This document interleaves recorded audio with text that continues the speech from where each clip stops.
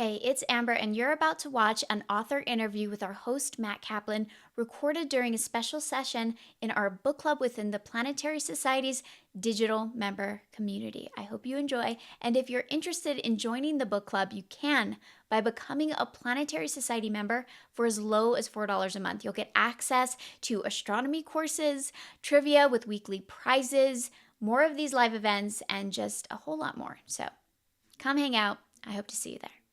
For those of you who are with us live, we of course are going to be looking to you once again to help us out by sending in your questions and comments for Dante Lauretta, the author of, I'll hold it up again, The Asteroid Hunter, A Scientist's Journey to the Dawn of Our Solar System. Dante, I told you before, I will tell you again, it's an outstanding book. It really is. It's a wonderful combination of both a personal memoir and the story of this absolutely spectacular mission. Appreciate that. So for those of you who aren't aware of it, and I'm going to shut off my speaker here so I avoid some feedback, I have to give a little bit of an intro, right? And I have to get to the right page here. Dante Lauretta, I know, is a Regents Professor at the University of Arizona in the Planetary Science and Cosmochemistry. That's in the Lunar and Planetary Lab at the University of Arizona. He also directs the Arizona Astrobiology Center.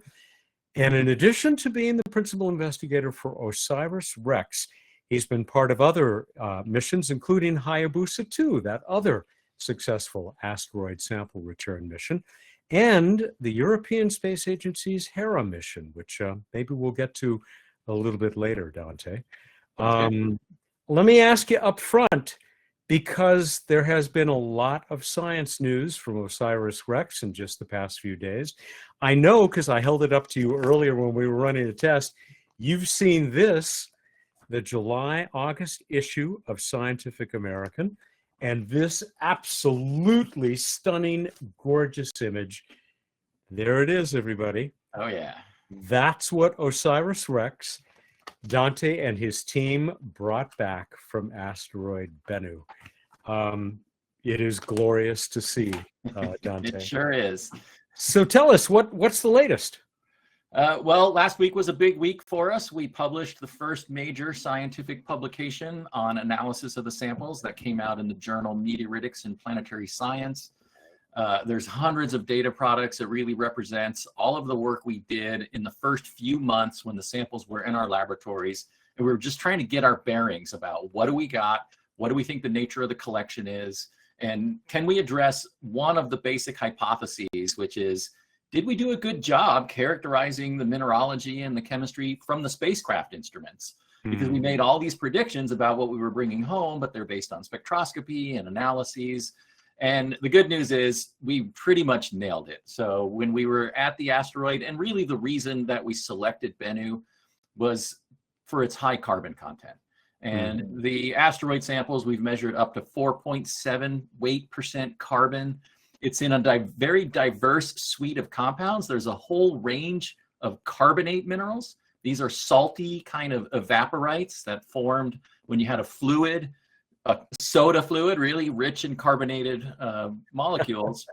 And it evaporated away and it left these carbonates behind: calcium, magnesium, manganese, iron, all of these things going into it. But we also saw phosphates. And that was, for me, one of the bigger surprises. It's similar to carbonate, except it's not carbon, it's phosphorus that's in the anion. And that's great. It's really important for astrobiology. Phosphorus is used all over biochemistry. And we're seeing that was also concentrated in the fluid. The basic mineralogy is correct: clay minerals, the iron oxide magnetite, iron sulfides, particularly iron and nickel-bearing sulfides, pyrrhotite and pentlandite, and then organic chemistry. We talk about it a little bit in the paper, but the organic chemistry is going to be coming out in another paper soon, and it's amazing. Very diverse, tens of thousands of different organic molecules. Really? Yeah, it's just loaded, a huge diversity of this material. We touch on it a bit in the paper, just showing, I think one of the most telling results is when we took just a few small particles, like tens of microns across, and we pushed them flat and put them into a vacuum. they started outgassing these polycyclic aromatic hydrocarbon, these ring molecules, indicating they're very labile. So that surface was never exposed to vacuum. It's been locked inside that crystal until we broke it open. So Yeah. fantastic. And as I say in the paper, or we say, because there's many, many co-authors on the paper, there's a lot more we don't know about the sample than we do know right now. So the future for sample science is very bright. So you just teased us with that talk about organics, That's right. yet to be written up. We'll have to stay tuned for that. But I want to come back to the phosphorus, those phosphates, because phosphorus occupies a really nice position in the early portion of the book, because some of your earliest research, right? That's right. And highly recognized had to do with phosphorus. Exactly. I couldn't have been more pleased that the surprising element was phosphorus. That was my entree into the field of astrobiology. I kind of stumbled upon it by accident from my experiments done as a PhD student, where I was looking at sulfide formation. And I was looking at just pure iron, and then I bought iron nickel. And then I said, well, let's try it with an iron meteorite, because that's going to be close to the kind of metal compositions we were dealing with in the early solar system. And phosphorus behaved really strangely. And I was like, oh, there's this puzzle there to go figure out. And then I was like, and it's a biogenic element. And so astrobiology, I got my PhD in 97. It was on a rocket trajectory up, because that's right after the Allen Hills Antarctic meteorite with the Martian purported signs of life. And I was like, there's money. I can write a proposal. And we had some really exciting results I did with my graduate student, Matt Pasek, who's now a world expert in phosphorus astrobiology. I've already strayed from the lovely plan that I had set up to follow here. Sorry. But I got it because you mentioned Allen Hills 84001.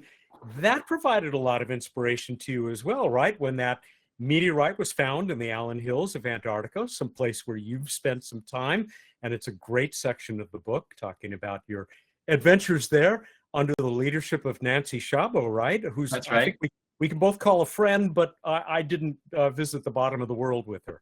Yes, she was a great team leader. Yeah, so the early part of the memoir talks about first me as an undergraduate and really getting introduced to space science, and the fact that planetary science was a discipline you could build a career in.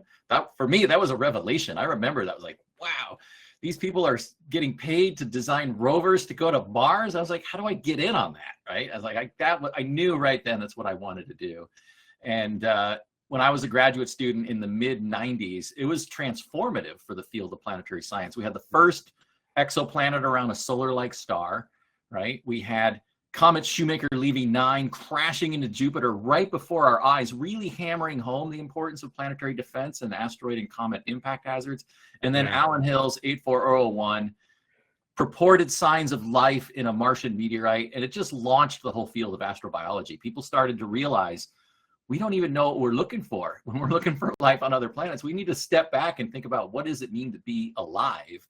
And then that kind of launches you into, how would you detect it if it's not based on the chemistry that we use here on Earth? And I think it's worth reminding everybody that OSIRIS-REx was not just going out to pick up some everyday rocks. This was a mission to help us understand. You used the phrase as well as our boss, Bill Nye the Science Guy, help us answer those two great questions. Where do we come from, and are we alone?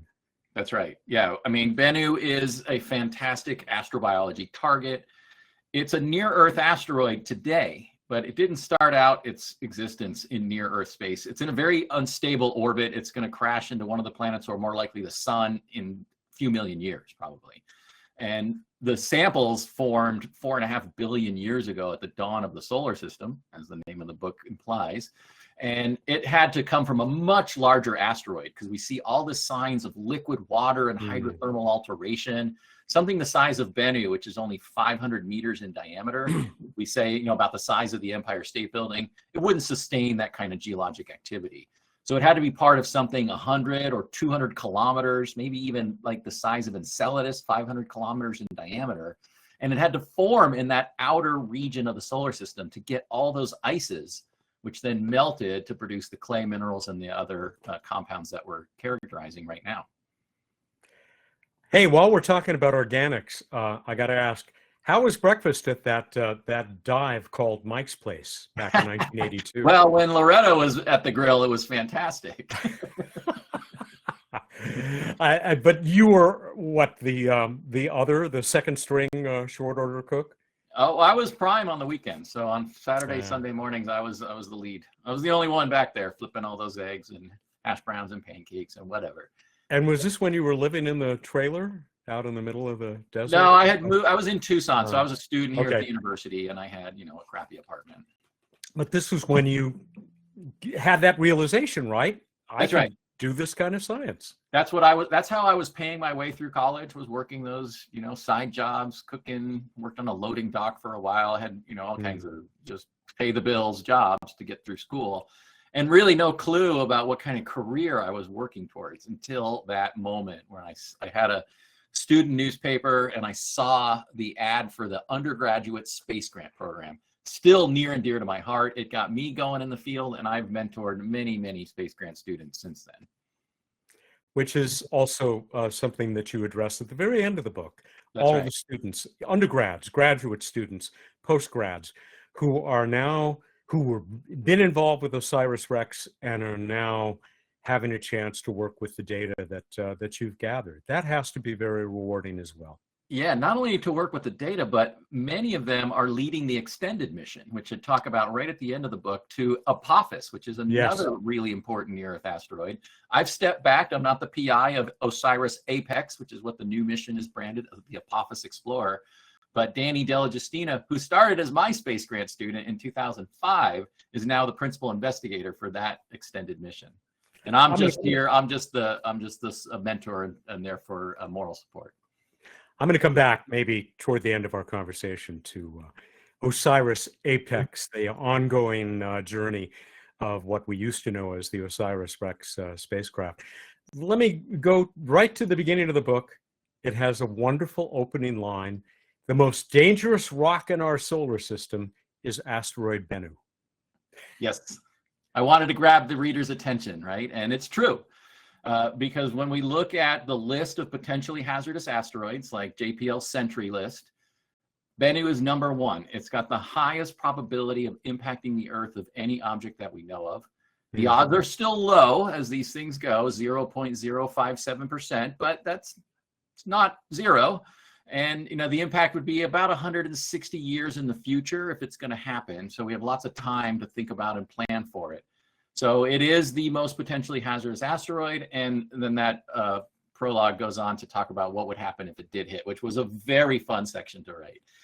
We talk about this, of course, at the Planetary Society, with one of our core initiatives being planetary defense. Yes. Low likelihood, low probability, high consequences. That's right. That's right. While I mentioned that, it makes me think of back to that date in, I'd have to find it in my notes here. I think it was 2013. You were doing some television interviews, a whole series of them.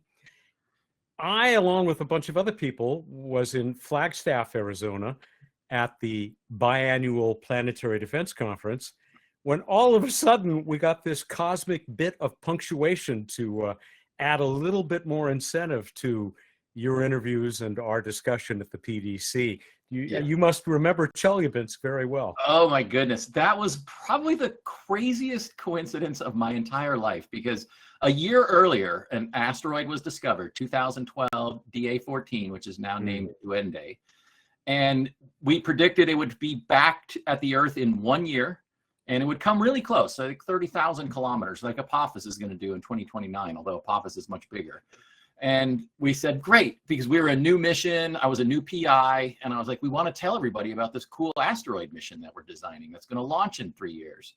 And so at NASA, and we worked together, and we said, let's do a set of live shots. Dante, this will be your first time on camera as a NASA scientist. I remember seeing that under my name on TV. It was one of the coolest things for me to get that tag. And I was all prepared to talk about how safe we're going to be, how well we can predict asteroid orbits so that we could see this one coming well in advance. All of our telescopes are ready. It's a great day for science. I'm super excited, and nobody needs to worry. And sure enough, just hours before I go on TV, Chelyabinsk hits. And it's the biggest asteroid impact in modern history, and right over a populated area. It's knocking down buildings. People are in the hospital. And I don't know about it. I'm on camera telling everybody the asteroid's not going to hit the Earth. And the reporters are like, well, it did, right? It's like, and I was like, it's not even here yet. It's not going to be here for a few hours. How could it have hit? And it was just this crazy moment of like, first of all, I'm nervous because I'm representing NASA for the first time. And I want to get it right. I practiced and rehearsed, and I was like, God, am I screwing this up? I'm like, what did I do wrong? And then finally I got off camera and I was like, somebody tell me what's going on so I can talk intelligently and then I was on TV for like 8 hours straight, just explaining events and why we never saw it coming. Such other duties as may be assigned to exactly. So, you know, fairly small, thank God, not Tunguska level, or like you were talking about, September 24th, 2182, yes. If Bennu were to hit something like 1.5 gigatons, it does seem like this is something worth paying some attention to. That's right. It would be a very large scale regional disaster. It would be, it would ruin your whole day. All right, back to the early part of the book. I told you a while back, I did not know until I read the book that you had spent a good part of your very early scientific career working directly with SETI. That was my first project. That was my space grant project that when I replied to that newspaper ad, that's what I got assigned to. And I worked with a professor in the math department. I was a student at the University of Arizona as well, where I'm a professor now. And his name is Carl DeVito. And he was working on addressing, you know, SETI was actually funded by NASA for that brief window in the early 1990s when I got that space grant, which is why I was assigned to the project. It was a legitimate NASA funded project, the High Resolution Microwave Survey.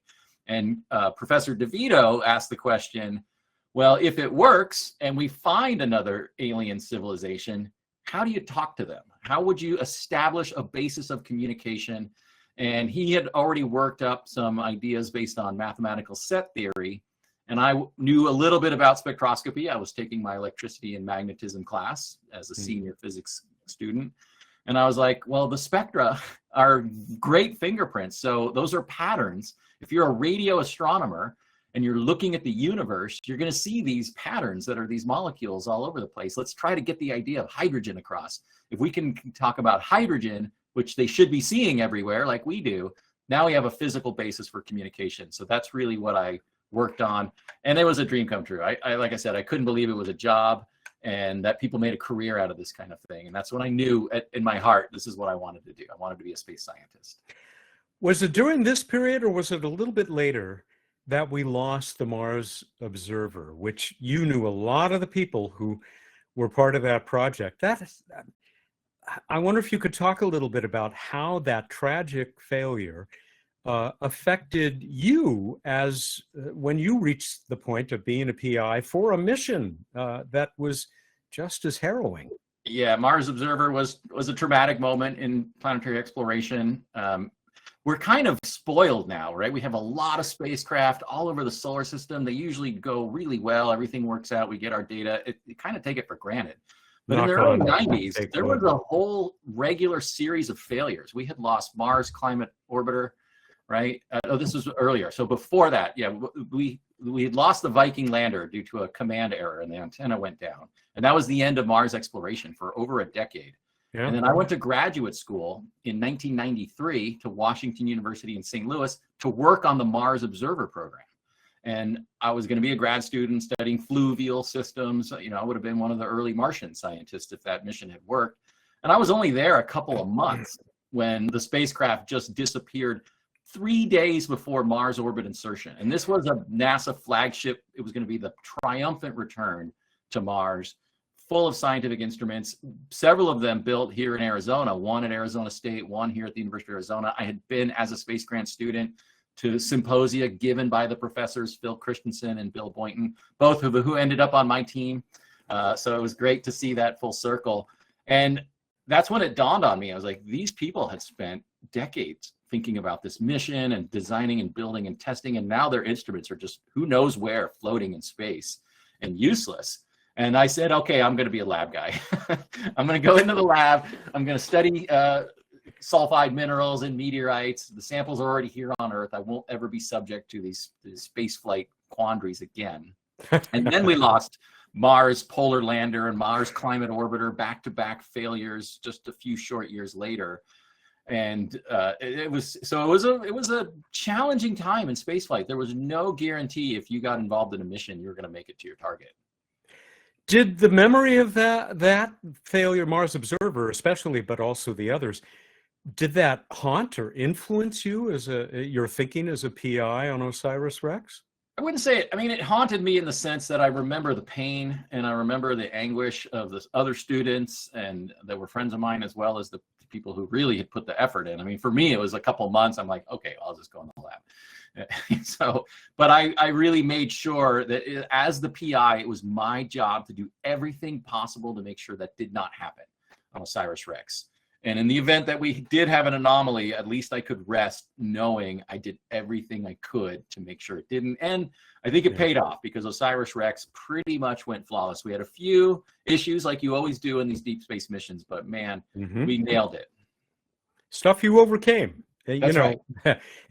At Bennu, in one case, which I will come back to, or actually several cases, yes. Hopefully everybody watching us now has read the book or is reading the book. So I hope we don't ruin anything for those who haven't reached this. But, you got to say something about how it was that you got drafted by one of your mentors, perhaps your greatest mentor. You know who I'm talking about, Mike. Of course. Yeah, absolutely. And this is always hard for me, just so the audience knows. I mean, I still That's love why Mike.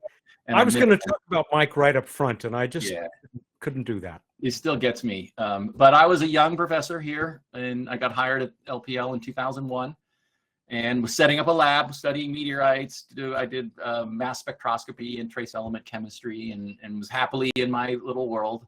The phosphorus project came along and hit big time for me anyways. It was a really big result. I still think it's foundational in astrobiology. And things were going really well. The tenure package was coming together. That's what you worry about incessantly when you're an assistant professor. And then I got a phone call from Mike Drake, who was the lab director and my boss and a friend. He really took me under his wing. He was also a cosmochemist. He did laboratory work. He understood the challenges of getting an experiment to go. And he had Lockheed Martin, Steve Price from Lockheed, who was sitting in his office. And we had just won the contract for the Phoenix Mars lander here at Arizona. And that was a Lockheed-built spacecraft. They were recovering from the polar lander loss. So Phoenix was actually a canceled mission. And then it was the Phoenix because they were bringing it back from the dead and, going to go land on Mars. And it ended up being a big success. And by the way, we were on stage at Caltech with a standing room only crowd when Phoenix landed on Mars. And that was one heck of a memory. That was a great day. I remember that one really well. And Mike was the one doing kind of the emceeing the events we had here in Tucson for that. And so Lockheed was like, we love the relationship we've built with Arizona on Phoenix. And they've been working on an asteroid sample return mission concept. They had some engineering ideas, but they didn't know where to go. They're like, what asteroid should we go to? Well, how do you design a science case? And Mike knew, because I was so interested in astrobiology, to sell it to NASA, you had to go for the origin of life. You had to push carbonaceous asteroids, volatile rich. Why is the Earth a habitable world? And that wasn't his thing. He was a high-pressure geochemist, and he was studying core formation, which elements go into the core, which ones stay in the mantle when a planet is differentiating. And he's like, that's not going to sell. He's like, we're not going to go get a sample of an iron asteroid. We're doing that now. We're not getting a sample, but we're sending a spacecraft out there. But we didn't think it would work for sample return in that era, especially. And so he's like, Dante, we need you. We need you to come in and tell us what are the science questions that you can only answer with sample return. Because we have meteorites, and we get this question all the time. Why go to an asteroid when you have meteorites? And I was like, the chapter about Antarctica is where it really dawned on me. My tent mate, Danny Glavin, who's now a scientist at Goddard Space Flight Center and my organics lead analyst for the mission, he was there because he studied amino acids, and we saw meteorites sitting in liquid water in Antarctica through a little mini greenhouse effect. And he was like, there's contamination happening right in front of our eyes. He's like, how can I trust what we're analyzing with these Antarctic meteorites? And that's when I was like, if you really want to go after origin of life, you got to go get the sample. You got to go to an asteroid and you got to get it. So I already kind of had that idea, but I wasn't thinking I was going to be involved in spaceflight because of Mars Observer and all the other tragedies that I've been witness to. But Mike said, we got to go for it. And, at the end of the day, I followed his lead, and it turned out to be a good decision. But it was a big and somewhat troubling decision, right? According to the book. It was. Well, these things are a huge risk at every stage of the process. It's risk. So when you go for a mission, NASA just doesn't give it to you. You're competing against a couple dozen other very qualified organizations. JPL is putting up some teams. Goddard's putting up teams. Applied Physics Labs at Johns Hopkins. NASA Ames. They're all trying to win this line. Even though they're NASA, they have to compete for these missions. Mm-hmm. And especially New Frontiers, which is the biggest competed line in planetary science. And I was like, I don't have tenure. And this is an all-in proposition. This isn't like something you do after hours or on the weekends. This is all day, every day. You're working on getting this mission to fly. And at the end of the day, it's very possible you have nothing but a rejection letter to put into your dossier. It's like, well, here, I wrote a proposal that got rejected. How does that look to the tenure committee? And I also had that scars from Mars Observer. I was like, man, do I really want to put myself through that? So it was Mike who gave me the assurance. He's like, you're doing well. The phosphorus research is very strong. He says, I can't imagine you're not going to get through the tenure hurdles. But he'll give me his full support. And the science is what drove me to it. At the end of the day, I was like, you know what? If you're serious about the science, it demands this mission. There's just no other way around it. We can poke around on these meteorites forever, but we've ran into the limits of what they're going to be able to tell us. We have to go and get it. So I let my science make the decision, and the science said, Dante, you have to go get the sample. Well, thank goodness for all of us. And then, tragically, Mike Drake is gone, and you are called on to lead the mission. Yeah, and it's important to remember, we spent 7 years writing proposals to NASA and getting rejected. We got rejected right away. The first proposal, it's actually fun to go back and read because, man, were we naive in terms of what it actually was going to take to make this thing fly. But, the longest journey starts with a single step, and that was our first step. We had to write that proposal.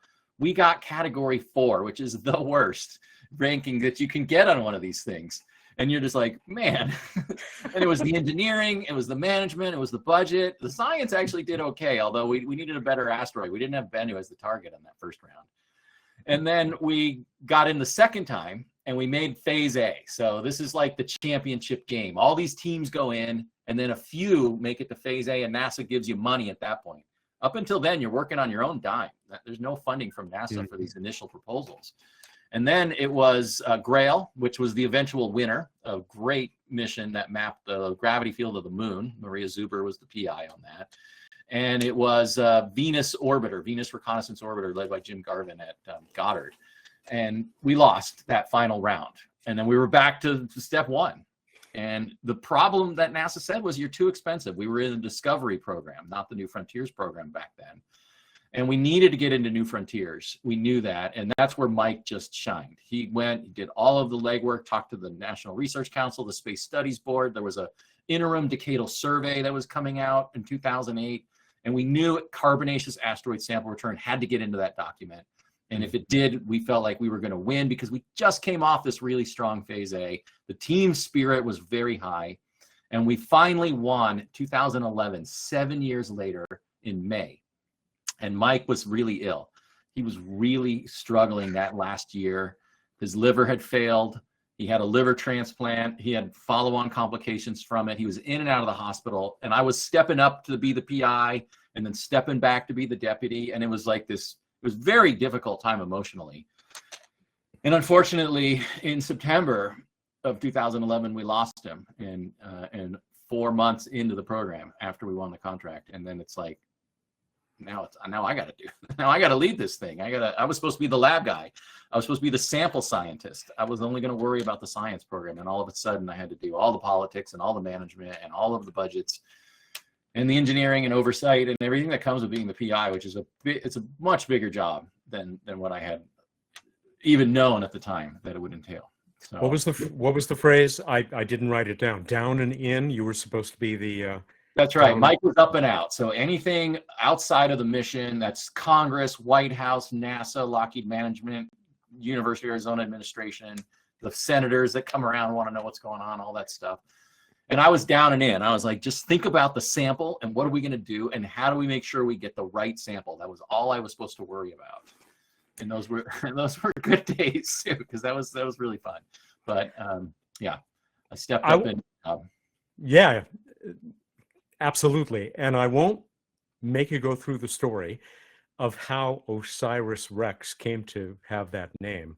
But you know that just for self-serving reasons, I can't pass up how Bennu got its name, because we are very proud at the Planetary Society to have played a role in that. That's right. No, that was fantastic. So Bennu was discovered in 1999 by the Linear Survey. It was being run by Lincoln Labs, and it was in Socorro, New Mexico. It was one of the very first hazardous asteroid surveys. And the survey officially gets to name the asteroids. But we picked it as the target in 2005. It has a synodic period of 6 years. So every 6 years, it's in close proximity to the Earth. And by 2005, one of the problems with the first proposal was the target, the asteroid. And honestly, it wasn't a great one. We didn't know very much about it. And so we're like, okay, the mantra was everything that was a weakness in the first proposal is going to be a strength in the second proposal. So we're like, number one, your job, Dante, is to get the right asteroid. And we did all of this work, all of this research, and we said, this thing's coming by in August of 2005. And if the data look good, then we're in. And it was exactly what we wanted. It's on the cover of Nature and the cover of Science and the cover of the Asteroid Hunter. It's all over the place. It's famous now. But it was 1999 RQ-36 from 2005 in our world, from 1999, but in our world from 2005 until 2013. And I said, you know what? We were getting into it by 2013, and the tensions were rising, and the reality of what we actually said we were going to do had sunk in, and we're like, what did we say? How are we going to do this? This is crazy. And I was like, okay, the team needs a boost, and we need to give this thing a name. And so we reached out to the Planetary Society and said, hey, we want school kids from all over the world to come up with ideas for this name. And the Planetary Society ran that contest, named that asteroid, it was called. And I think we had like over 8,000 submissions for it. It was a really fun time. Some really good names. I still have the list, and I was like, I can't believe there's not asteroids already named. Most of these, they're just amazing names for these asteroids. And then a little follow-on. When we get to an object and we start to map it, we can submit potential names to the IAU, the International Astronomical Union, which certifies official planetary names. I wanted to use that list. I was like, we should name things for all the proposed, but the IAU said that's not a good theme for future people who might want to name stuff on Bennu. So we went with the mythological birds instead. Interesting. I didn't know that. And so, and you know what? I didn't look it up, but the young guy who came up with the winning name, Bennu, which fit into the Osiris mythology very well. I mean, it really was perfect. And it rolls off the tongue as well.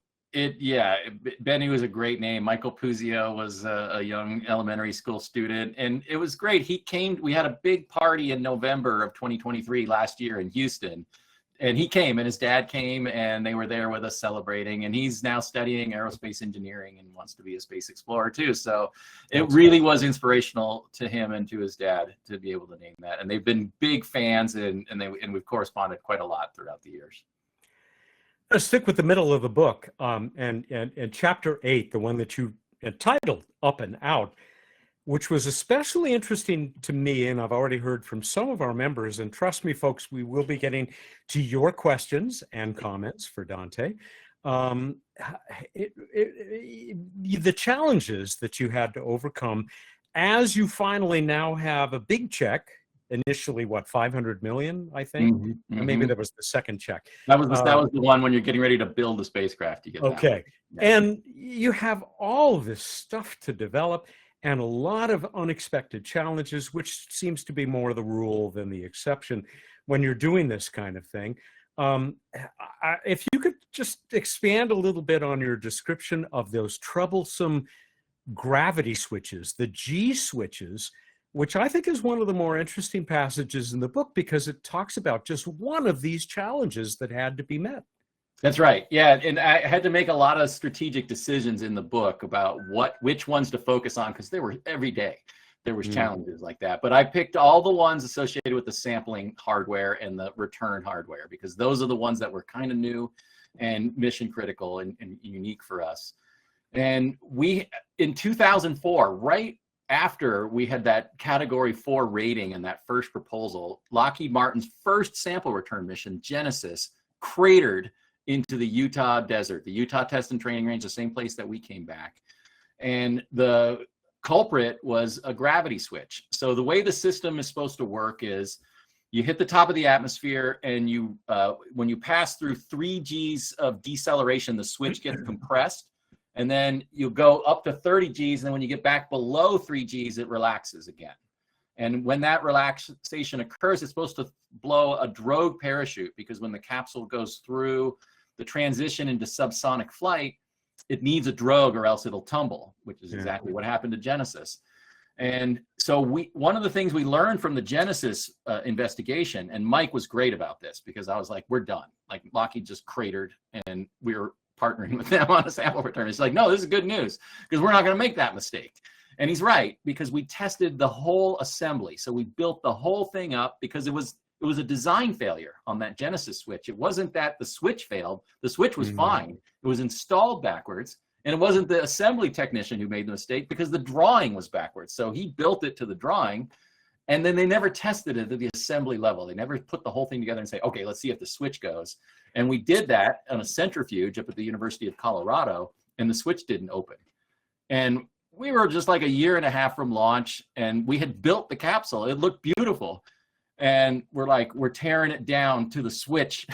And I was like, no, we just built this thing. And so you tear it all the way back down, you get the switches out, and there's nothing wrong with them. And you're like, God, what is going on? And so we tested and tested, and finally we found out it was the test itself that was wrong. So we didn't have to go through all that, but we weren't testing it properly. We were putting a side load so that switch couldn't slide very easily. And we just needed to reconfigure the fixture to get the acceleration vectors in the right direction, and the thing worked perfectly. Of course, it didn't work in flight. Ironically. Yeah. Right? But it wasn't the G switch that failed. It was the wiring to the mortar, which we didn't obviously test that, because we weren't firing explosives on the centrifuge test. So we never took the circuit all the way to where it fired the explosive to release the drogue chute. But we had redundancy, and we put this on OSIRIS-REx. If that G switch didn't work and it hit a certain pressure in the atmosphere, the system was just going to blow all the parachutes out, which is what happened on our system. So the redundancy, and then we had to make the harness on the parachute so much stronger, because the main chute needed to do the full deceleration. Yeah, so they wouldn't just tear off. Yeah, that's right. So redundancy and margin is what saved us on that final stage. Thank you. I you. see the post there from space.com about our crossed wires. So. I got to jump forward, because, even though you've said that you can stick around with us a little bit past the hour, I don't want to take too much of your time, and I do want to get to those other questions. So we get through all of these troubles, and you reach launch day. I'm going to read a passage from that day. I held my breath. This, of course, Dante speaking. I closed my eyes. I felt my consciousness expand beyond the room, beyond the facility, beyond the confines of place and time. I felt the waves of billowing smoke, the heat of the fire erupting from the engines, the launch vehicle gently, perfectly lifting from the pad. I felt my body rising alongside OSIRIS-REx, soaring into space together on our cosmic expedition. I did not hear the final seconds tick away. Sounds like you had a transcendental experience. It was a true out-of-body experience. It really was. It's hard to explain. I tried to do it in the book as best as I could, but it was so otherworldly. I mean, just the stress, the tension, the excitement, the goodwill, the enormous crowds, the family that was there with me, my kids, my wife, my parents, all of it. And it's just like, it's got to work. And we're going to Bennu. Otherworldly, no pun intended. Here's another great line. There are a bunch of these. Time had flown by, and now our spacecraft was about to as well. I love that one. And that was because you were coming back to Earth, right? That's right. 1 year later, we were coming back for an Earth gravity assist, and time just sped by. That year was like gone in an instant, and we're getting ready to get the first real resolved data from the spacecraft, because we had done star fields and things like that, but you can't quite tell how your instruments work, especially your spectrometers, until you can see an extended object. And we had the Earth and Moon that we did a lot of calibration. And that turned out to be really useful for many reasons. Not only did we get a good ground truth, but we were also able to cross-calibrate with Hayabusa 2, because they also got shots of the Earth and Moon when they did their flyby. And so we were able to cross-calibrate Ryugu and Bennu data now to the same specifications and do the comparative analysis. And they're really interesting set of asteroids. They're definitely related.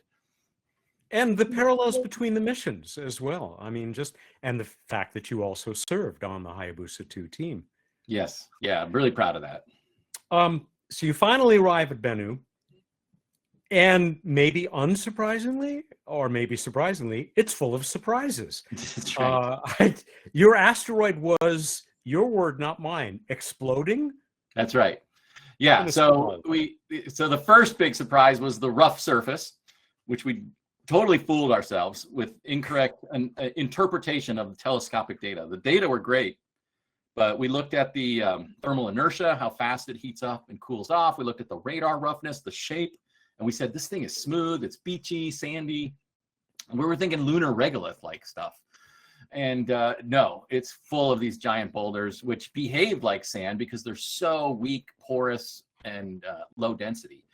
So that drove a lot of the book is about how are we going to find a spot to get the sample from, and that whole process that we went through.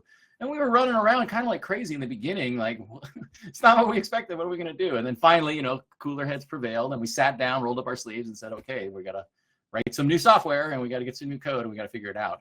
But yes, to the explosion, we got into orbit on New Year's Eve, 2018. It was great. The flight dynamics team was in evening gowns and tuxedos and all of that. So they rang in the new year with a world record-setting orbit insertion.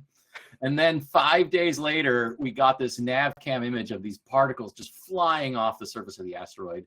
And it was a frightening moment because it looked to me like those iconic shots that Voyager got of Io when it did the flybys. And I was like, this thing is erupting into space. And our spacecraft is less than a mile away. We got to, what are we going to do? And that's where microgravity really messed with your minds, because it doesn't take very much energy. You can kind of just, I say snapping a cracker would fly off into space on Bennu, because the microgravity environment just makes it easy to send things into orbit, suborbit, and hyperbolic escape trajectories. So, and it took us a while to come to that conclusion. That was moments of panic. I actually wrote 2 whole chapters about that.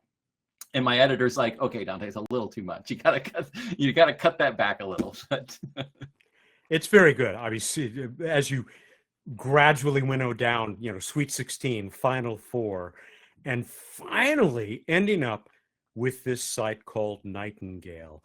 Yes. Were there people at the time? Are there still people who wish that you'd gone someplace else? I don't know if they do now, because it worked out so well at night. Yeah. The sample's amazing. So nobody's second guessing it, unfortunately. But it wasn't the safest site.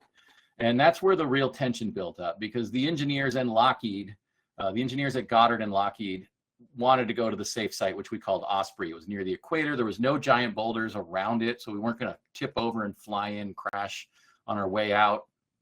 But the science wasn't as compelling, and honestly, the particles looked a little big to me. I was like, I don't know if we're going to be able to pick up anything there. So the mission success, which is what NASA, reports to Congress, like what this spacecraft needs to do, was to touch the asteroid. So they were like, well, we can do that. And I was like, it's really about returning a sample. I said, it's not about touching an asteroid. I said, I don't care what the document says. it's and sample was a level of requirement and all that. And so finally I got to make the choice, because my board was deadlocked. The scientists and the TAGSAM team, with TAGSAM's the device that we use to pick up the sample, they wanted Nightingale. And safety and flight system, they were like, or Osprey. And I was like, really? So it really came down to me. I needed to just go, and same gut feeling that got me to sign up with Mike to get involved in the mission. What does the science demand, right? And the science demanded Nightingale.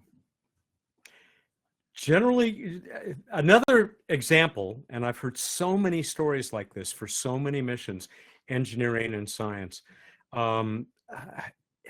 It sometimes just comes down to the guy in the big chair, the Right. captain of the Enterprise or the PI for OSIRIS-REx.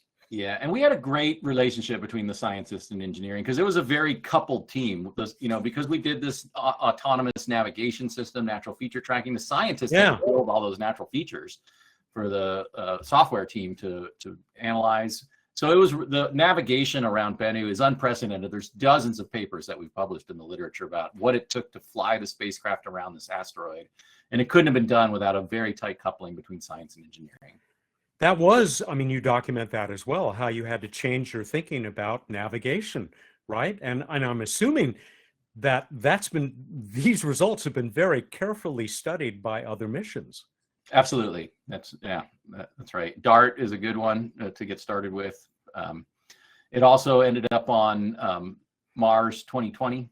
They were using natural feature tracking to guide the rover down to a safe spot. So the idea of terrain relative navigation, it had been around for a while as a concept, but we were the first ones to fly it in deep space.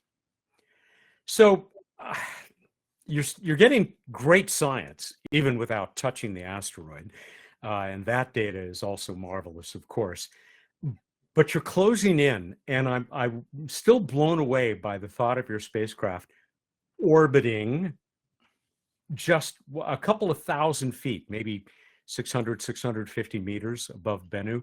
That's right. There are buildings on Earth that tall, and yet you're in orbit around this asteroid. It blows my mind. It's a really delicate dance, and orbiting around a small body like that. It took a team of people to design it and make sure it was stable. And when in the early days, the uncertainties were huge. Like, we literally couldn't predict which side of the asteroid we were going to be on, because the gravity is so low that solar radiation pressure is a significant fraction of the force on the spacecraft.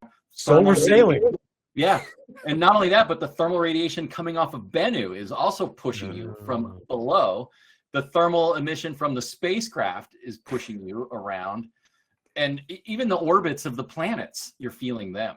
So the gravitational fields of the planets are as well. So the list of factors that went into the orbital solution is dozens of items long. There's a great paper about it from the flight dynamics team about all of the different small forces that they went through and how they did an unprecedented job in characterizing them and modeling them so that they could predict where the spacecraft was going to be in the future. I shudder to think of the math, the algorithms that went into helping you to make this decision. Okay, so another line that I loved, and I don't know if you've heard it from anybody else, but there's a fun reference in chapter 12 that wasn't lost on me. The thermal analysis team, eager to prove their worth after the rocky horror revealed during approach. Dr. Frankenfurter sent a big thank you, by the way. You bet. Yeah, big fan. So you close in on Nightingale and you make contact, and Tag Sam and the spacecraft just keep going. That's right. Penetrate like 2 feet into the asteroid. Yeah, the length of my arm, basically. Oh my. It was like a pool of quicksand, or I use the analogy of the ball pit at the kids' playground. I mean, there was just no resistance whatsoever to the downward motion of the spacecraft, which was shocking, and at the end, we probably could have figured that out if we did the right modeling or trusted the right models. But, there's a great animation. I do this in my public lectures a lot of what we thought was going to happen. And then, a nice hard surface where Tag Sam pushes down. Like we've tested this thing in reduced gravity aircraft. I saw Tag Sam collecting samples in reduced gravity. I thought I knew what was going to happen. But the surface of the asteroid did not behave like those test beds. And I think it's such a loosely bound accumulation of dust and gravel. We would have just disappeared if we hadn't fired the engines to back away from the surface. Wow. Did Tag Sam almost work too well? Yes, Tag Sam did. I mean, Tag Sam worked great because Yeah. we brought back over 121 grams of sample, and our requirement was 60 grams. So Tag Sam exceeded its requirement by a factor of 2. Any engineer would be thrilled with that, and I'm thrilled with it too. But we had a lot more. We had packed that thing full because we went so deep into the asteroid. It was the perfect condition. I always think about it like, you know, you went to the top of the mountain to fill up your water bucket and you filled it all the way to the top and then you had to get it back, right? It's like every little thing you did just sloshed it around and sample. We saw it spewing out of Tag Sam a couple days afterwards. And I that's another moment of panic. It's like, I thought we were done. I thought, you know, we had at least got the sample, but no, it's spewing out into space. Tens of grams are visible in every image, and we just have these little animations. You can see the particles flying away. And it was just jammed open. There was big rocks. In fact, we got the biggest stone is 3.5 centimeters that we brought back. That's the troublemaker. That's the one that propped open the flap that let everybody out. It's a beautiful rock. I'm glad we brought it home. But yeah, it was just too big, and it couldn't quite fit through, at least initially. Amazing, of course. Yeah. Finally, you see it streaking across the sky and coming down under those main parachutes, not the drogue. If I remember correctly, I hope I'm not imagining this. I should open the book and see. There is a great photo of you standing next to the sample return capsule. And what a glorious day. No kidding. That was such a good day. I mean, that capsule, despite the heart pounding, it was 3 minutes delay between when that drogue was supposed to come out and when we heard main chute. And I thought we'd lost it. I mean, I was in the pit of despair. And all of a sudden, this elation of like main chute spotted. I was like, what? I was like, that's not possible. I was like, I'm trying to run through the math in my head. Like, what the heck happened? But who cares, right? The chute's open and the capsule's coming down. Just get out there. And it was an amazing moment.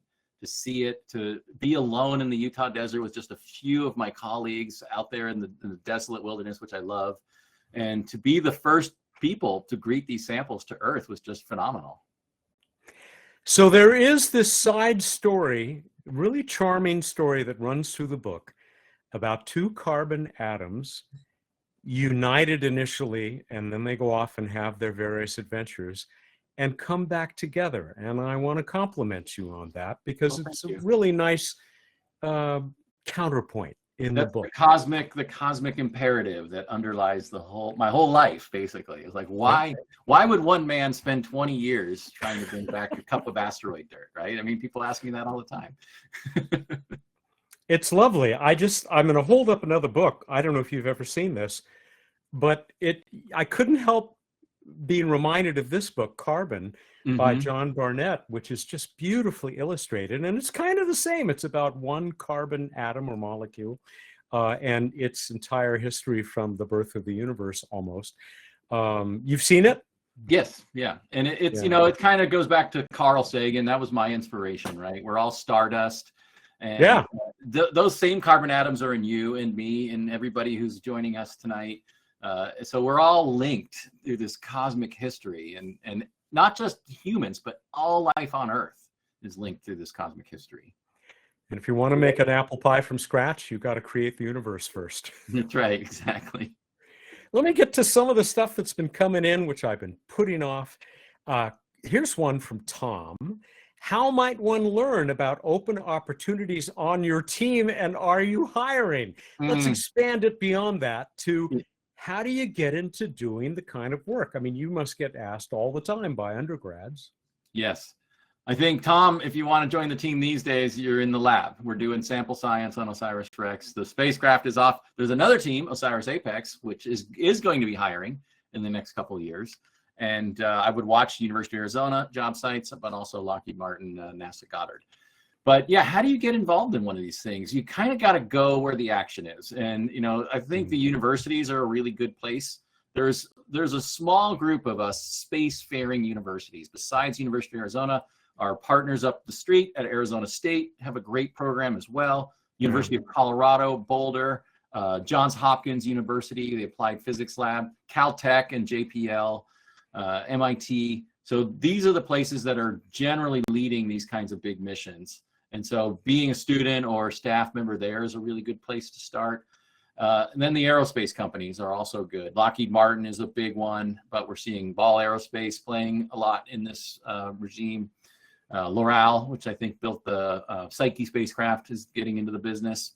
And of course, you're seeing a lot of commercial interest in deep space. I haven't seen anybody really figure out how to make money in planetary science, but when they do, it's going to be great.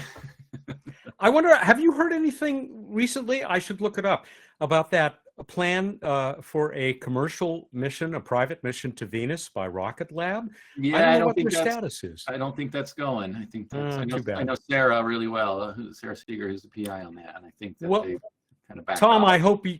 I'm sorry, Dante. Tom, I hope you and others got some good guidance from that. Albert, regular here in the member community, says, Dante, do you feel we will ever run across an element we have no knowledge of? Let me expand beyond that to include minerals, yes, other molecules.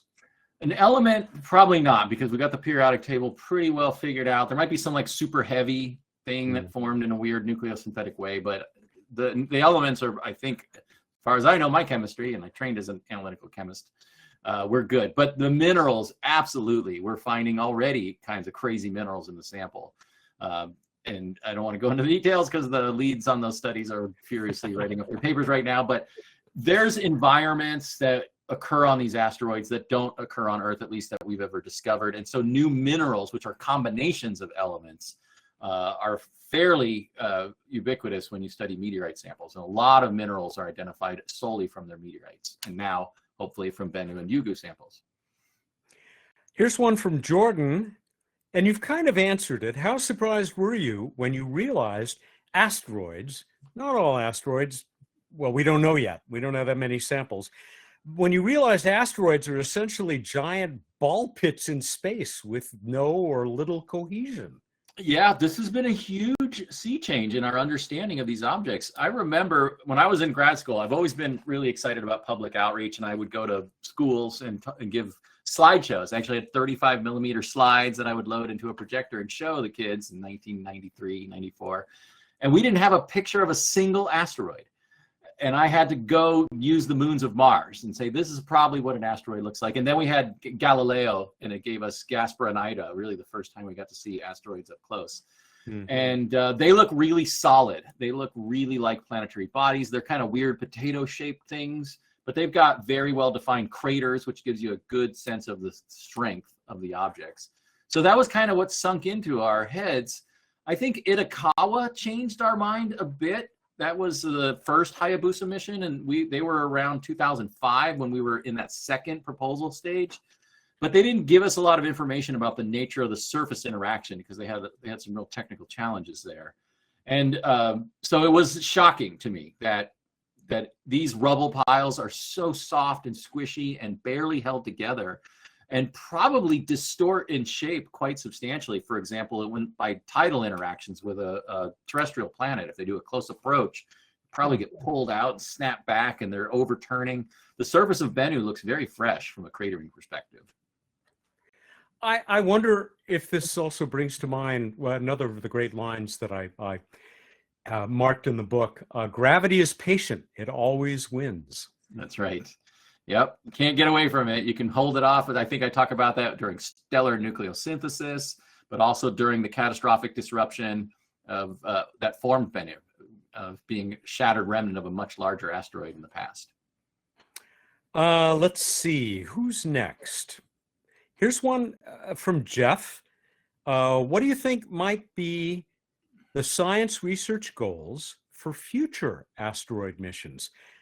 We all know that every mission and almost every successful experiment results in more questions. What do you want to see happen out there? Yeah, I think one of the things that we're really lacking is what's going on inside. So the interior structure, the geophysics. I would love to see like radar tomography where you could map the entire interior of the asteroid. Seismometer packages would be fantastic on there. So I think now we've done surface, right? And the other thing we would want as the sample scientist, although we kind of got it with OSIRIS-REx, is samples from deep within the asteroid. And I think we did well because we sunk in 50 centimeters or so, but I would love to be able to core, keep the stratigraphy and really see what's going on. And if I could, I would go back to Bennu and grab some of those boulders and bring them back for scientific analysis, because there's some really interesting structures there.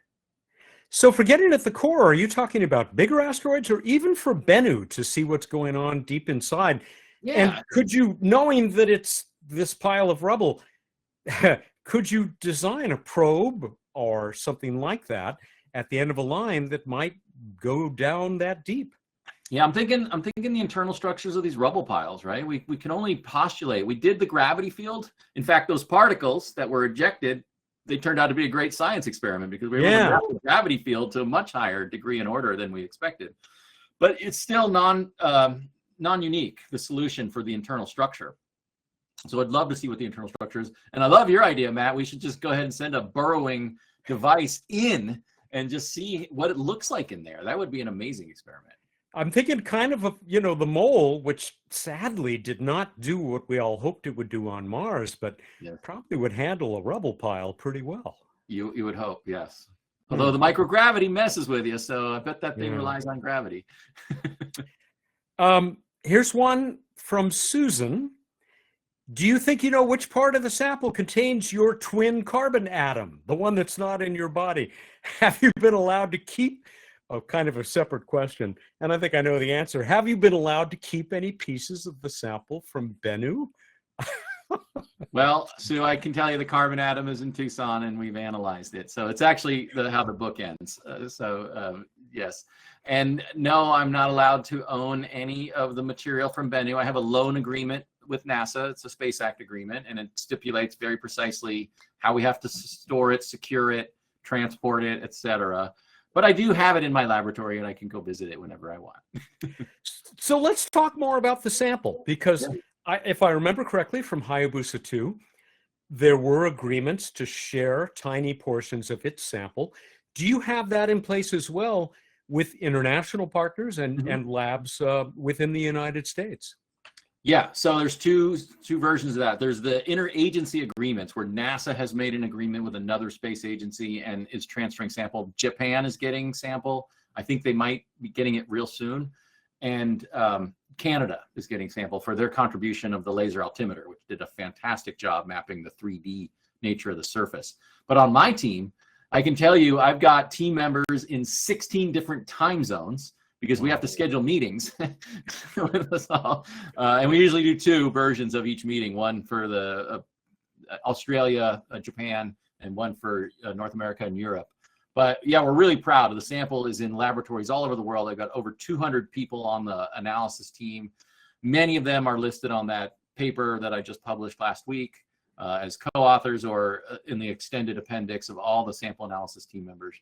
And they are all busily working. There'll be a lot of results presented at the Meteoritical Society meeting, which is in Belgium in August next month.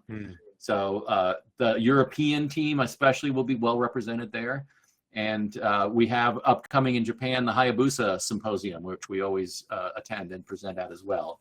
And we're getting to the point now, we understand Bennu well enough that we're getting into comparative Ryugu-Bennu science, and there's a lot of interesting differences and similarities between the 2 samples. Are we looking at years, I'm sure, maybe decades of great science coming from this sample? Absolutely, decades. It's complicated. I think I mentioned we know less about the sample than we know about it. We've looked at about 11% so far, but a lot of that's just been X-ray tomography and 3D shape. So you kind of get to see what's inside, but you're not doing the analysis, and that keeps it curatorial pristine. And even from that data, there's a lot of interesting textures and structures, and the team's like, ooh, wow, what's that? Let's get that particle. I was like, all right, let's think about it. Make sure we get the right one, because we only get access to 25%, and we can't do it all. There's a question that only just occurred to me. How does this affect your thinking about bringing back samples from elsewhere? The most obvious example being Mars sample return, where those pristine tubes are sitting on the surface, ready, waiting for us to bring them back. Yeah, I'm a big fan of sample return. I'm excited about the MMX mission. That's JAXA's next big mission. That's the Martian Moon Explorer. That's off to Phobos to bring samples back from that intriguing body. So that'll be a big new watershed moment for planetary science. And I'm talked about my interest in astrobiology and the Martian meteorite, which really kicked off the modern version of that field. I think Mars has a good chance of having had life in the past, and that there might be evidence of that activity in the samples. And we should be bringing samples back. I understand the architecture has been very complex, and that led to cost challenges. I think we could simplify what our approach is to get those samples back, but I think it is a high priority, and I think we should really just knuckle down and get it done. One of the most exciting moments in my professional career, really in my life, was going to a lab at UC San Diego some years ago, where they had a little sliver of Allen Hills 84001. And in my gloved hand with tweezers, I got to hold a tiny little sliver of that asteroid. There's just something very exciting thinking, I mean, even the asteroid that's on the shelf over my head, to think that this thing came from somewhere out there in the cosmos beyond our pale blue dot, and has made it here to Earth. And you certainly have given us that opportunity, but it's so rare that this is done on purpose. Right. Hopefully it'll be more common in the future. I got one here that I should have thought to mention to you, but our members thought of it for me, and it has been forwarded by Amber Trujillo. She says a lot of comments in the chat, because I've only been really watching what Amber has been filtering and sending to me, about Extronaut, your game. Yes. And I think you have more than one now. I do, yes. Talk about that side of your life. Well, I've always been a board game player. I love board games. I love the tactile nature of it, the loving craftsmanship that goes into them. And in 2013, we had our education funding pulled on OSIRIS-REx. And when I talked with Mike, the education program was something I was really excited about. I was going to do the science, but I was also said I want to run the education program. And I grew up going to the Boys and Girls Clubs, and that was a really important organization for me. And so I was really, quite honestly, I was pissed. I was like, why would you cut the education? Like, to me, that's one of the main reasons we run these kinds of missions, is to inspire the next generation to do these amazing things. So I started just to pursue it on my own. And I said, I'm going to go to the clubs and just start a science after school program, just so I can do something for the community. And I started talking about the rocket, and I realized the kids didn't really know how a rocket works, right? They always had the kind of the cartoon model of the rocket, where whatever leaves the launch pad is the whole vehicle that goes to Mars or wherever it's going, classic Bugs Bunny landing on the surface of the planet. And I was like, well, I just made up some trading cards. Here's the Atlas rocket, and I threw away the first stage or the booster, right, and the fairings, and the kids, I had an Atlas and a Delta and a Falcon, and I made 3 sets of cards. And the kids just loved it. I mean, they're all playing Pokemon and these other trading card games. And I was like, oh, well, that could be a fun game. I said, that'd be a good way to kind of get a bunch of these ideas across. And in 2015, I went on to Kickstarter and pled my case.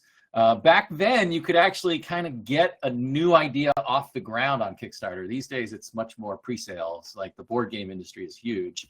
But then I could just say, look, I'm trying to teach kids some planetary science, and I need, I don't know, $15,000 or whatever I was asking for back then. And I got it. I think we doubled our goal, and we printed extra, and it sold like 25,000 copies. So it did really well. And a lot of kids like it. I know I still play it with kids at Boys and Girls Clubs and places like that. It's fun because it's kind of getting out of date. Some of those product lines, the Atlas and the Delta, aren't going to be flying. I think Delta's done, and I think Atlas is going to be done soon. And so it's like, it's going to kind of be a historical relic at that point. Only Falcon, and I put SLS in there at one point too. And the SLS is really hard to build. If you've played it, you should know that. We got a copy of the game or two at Planetary Society headquarters, and I know some of my colleagues love to play it. So great other facet of a very busy life. We are quickly coming up on 1/4 the hour. I'm going to close with another passage. Actually, it's 2 passages, a page apart in the book. And I would have you read them, Dante, but I didn't think when we talked earlier today to tell you to go to the right page. So if you'll forgive me, I will read them, but they are right from the end of the book. And then I want to get your thoughts about these.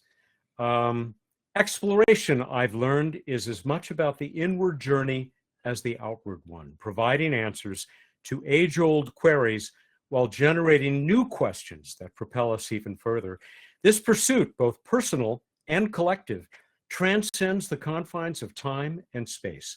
In essence, the OSIRIS-REx mission was a journey that stretched our technological limits and laid bare the indomitable human spirit, our capacity for ingenuity and steadfastness. I have been privileged to be not just a spectator, but an active participant in this incredible epic.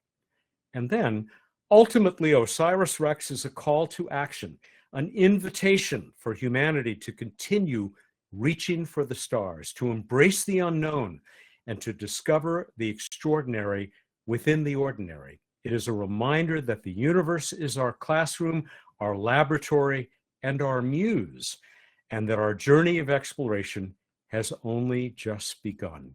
Beautifully said, Dante. Well, thank you. I remember very vividly writing those words. I was sitting in the Courtyard Hotel in Houston, Texas, right across from the Johnson Space Center.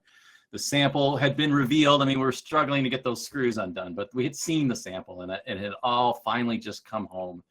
And it's almost surreal now to look back and think of this journey that I got to go on and to be part of it. And I wanted to write the book to share it. I think Tom had a comment or question in the chat about how did I infuse it? What did you say? Your book with such rich emotional depth and compelling storytelling. Well, I've worked hard on being a storyteller, and that's part of the job of being the principal investigator. Is I'm the ambassador, I'm the face, I'm the public person, I'm doing the media interviews, and I wasn't always very good at it. So I've honed the skill of how to connect. And I think one of the things I do well these days is gauge the emotional state of the audience and then reinforce that, connect it, and then build it. When you feel them getting excited, you can start to work on that. So I've got this emotional connection with all of the fans and all of the supporters that I've interacted with over the decades. There's been so many people who have wished us well and just cheered us on and thanked us for the inspiration and the great science and story.